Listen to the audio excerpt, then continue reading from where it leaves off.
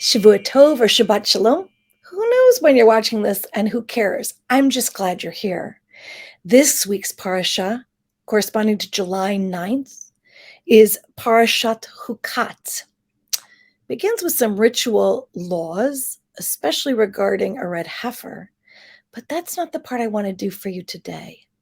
I want to do for you the part that gets Moses in trouble. You're going to recognize this part. A lot of us are taught in Sunday school that the reason Moses isn't allowed into the promised land is because Moses strikes the rock. Not exactly true. What Moses does in this moment is make it sound as if he is the one bringing forth the water from the rock and not God. All right. We're going to start with the blessing we do when engaging with any Torah text, and that is Baruch Atah Adonai Eloheinu Melech HaOlam Asher Kitshanu B'mitzvotav V'tzivanu La'asok B'divrei Torah. If you want to follow along and you don't want to look at the words that we're putting up in front of you on these slides, you can feel free to look at Numbers 20, verse 1 and following. All right, now that we know I'm not such a good counter, let's hope I'm a good chanter. Here we go. Vayavohu v'nei Yisrael kol ha'eda mitbartzin b'chodesh harishon vayeshev ha'am b'kadesh v'tamot sham Miriam v'tikavet sham. So the Israelites arrive in the wilderness of Sin on the very first moon, and the people, they stayed in Kadesh, and Miriam died there and was buried there. V'lo hayamayim va'eda vayikahalu al Moshe v'al Aharon. And this is why there's something called Miriam's well, because Midrash says that a well follows Miriam through the wilderness, and then with her death, the water is not there. So the community was without water, and they joined against Moses and Aaron. Vayarev ha'am im Moshe, vayomru lemor, va'alu gavanu, bigva ahenu lifnei Moshe Adonai. So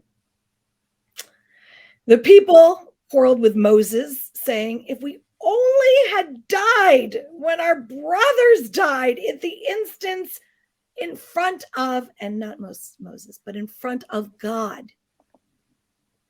V'lama havetam et kahal Adonai el hamidbar hazeh lamut sham anachnu uvirenu.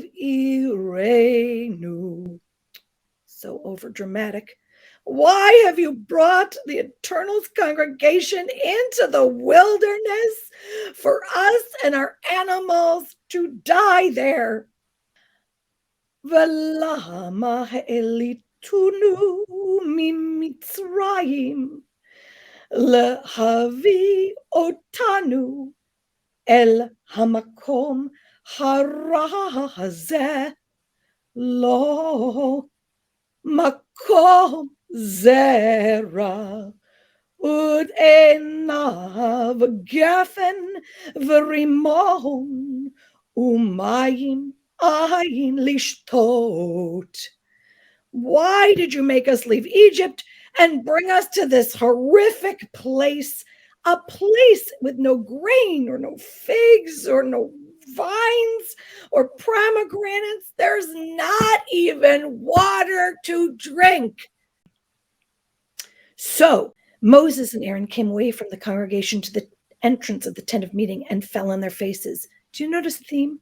The presence of the Eternal appeared to them, and the Eternal One spoke to Moses, saying, "You and your brother Aaron take the rod and assemble the community, and before their very eyes order the rock to yield its water. Thus you shall produce water for them and from the rock, and provide drink for the congregation and their beasts." Moses took the rod from before the Eternal as he had been commanded. Moses and Aaron assembled in front of the rock, and he said to them, "Listen, you rebels, shall we get water for you out of this rock?" And Moses raised his hand and struck the rock twice with his rod, and came out copious water, and the community and their beasts drank. And that's why Moses is unable to go into the promised land for that small infraction. Have a great week.